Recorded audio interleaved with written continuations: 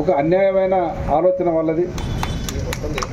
మరి ఇటువంటి గిరిజనుల మధ్యన చిచ్చు పెట్టడానికి, వాళ్ళ సొంతంగా పబ్బం గడుపుకోవడానికి, వాళ్ళ రాజకీయ పబ్బం గడుపుకోవడానికి ఇటువంటి కార్యక్రమాలు చేపట్టడం జరుగుతూ ఉంది. మరి ఇప్పుడిప్పుడే గిరిజన సోదరులు, ముఖ్యంగా లంబాడా సోదరులు ఈ రిజర్వేషన్ ఫలాలు అందుకుంటూ మరి వాళ్ళు కొంత అభివృద్ధికి దిశగా ముందుకు అడుగు వేయడం జరుగుతూ ఉంది.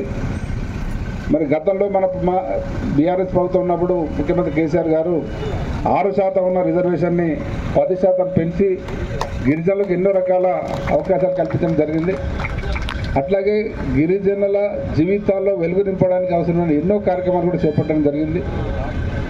ముఖ్యంగా తాండాలకు చూస్తే గిరిజన తాండాలకు మంచినీటి సౌకర్యం లేక బిందెలు పట్టుకొని కిలోమీటర్లు నడిచే పరిస్థితి నుంచి ఈరోజు మిషన్ భగీరథ ద్వారా ప్రతి తాండాకు వాటర్ నీళ్ళ సౌకర్యం కల్పించి వాళ్ళ బతుకులు మంచిగా వెళ్ళదీసే విధంగా మరి కార్యక్రమాలు చేపట్టడం జరిగింది.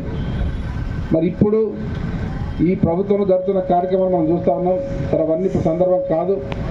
మరి ముఖ్యంగా లంబాడా సోదరులను రిజర్వేషన్ నుంచి తొలగించాలనే ఒక దౌర్భాగ్యమైన ఆలోచనను ఈరోజు ప్రజలకు తీసుకెళ్ళి మరి సుప్రీంకోర్టుకు వెళ్ళి దీన్ని అమలు చేయాలని వాళ్ళు కోరుతా ఉన్నారో అది చాలా దురదృష్టకరం.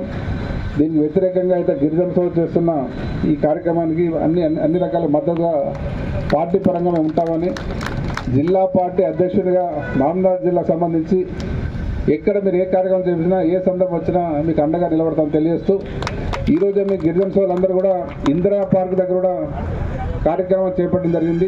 మన ప్రాంతానికి కూడా చాలామంది వెళ్ళడం జరిగింది. మరి భవిష్యత్తులో మీకు ఏ అవకాశం ఉన్నా, ఏ అవసరం ఉన్నా, ఏ కార్యక్రమం పూర్తిగా మద్దతు తెలుపుతామని మీకు అండగా తెలియజేస్తూ తెలియజేస్తున్నాను.